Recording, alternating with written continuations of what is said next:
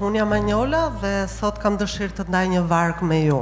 Por para se të shkoj të vargu, dua të ndaj dhe një copës nga jeta ime.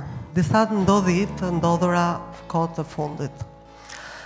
Para disa muesh, jeta ime duke je plot. Zgjohesha plot mirënjohje për familjen, për prindrit, për të afërmit, për punën, për miqt. Zgjohesha e sigurt, e lumtur, e bekuar. Derisa një ditë gjërat ndryshuan.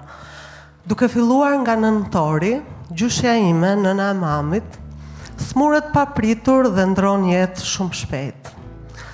Ndërkohë që ishim duke kaluar këtë dhimbje, familja ime merr një tjetër goditje, ku babi im smuret shumë rënd ai dhe ndron jetë në janar të këtij viti. Atëherë kur zemra ime akoma nuk ishte filluar të merrte frymë mirë, nëna e babit nuk e duroi dot humbjen e të birit dhe pas një jave na la dhe ajo. Në më pak se 3 muaj zgjohem me mungesën e 3 personave të cilët i doja shumë dhe më donin shumë. Me babin kisha një raport shumë të veçantë. Dhe nuk përshkruaj dot me fjalë, por humbja e tij më la pa frymë. I ngres syt lart dhe them, Zot, pse ka shumë dhimbje, pse ka shumë humbje.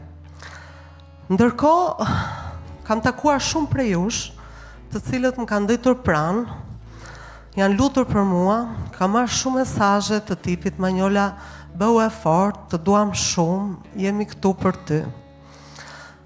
Të gjitha këto nuk është se ma hoqën dhimbjen me një herë, por diçka ndodhi.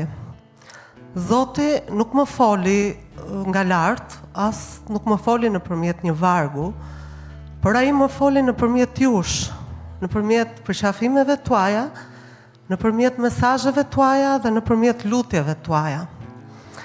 Dhe aty e kuptova më së miri vargun Hebrejve 10:25, mos hiqni dorë së mbledhurit së bashku. Sepse Perëndia do që ne të mblidhemi, por jo vetëm fizikisht.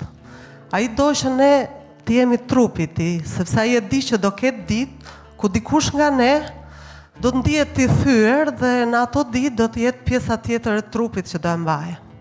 Kështu ndodhi dhe me mua. Nuk është se më mbajta vetëm, Zoti ju përdori ju për të më mbajtur mua atëherë kur unë smundesha.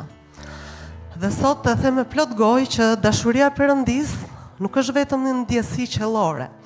Ajo mund të ndihet edhe përmes duarve të një miku, përmes një lutjeje në heshtje apo përmes një shikimi që të thotë nuk je vetëm.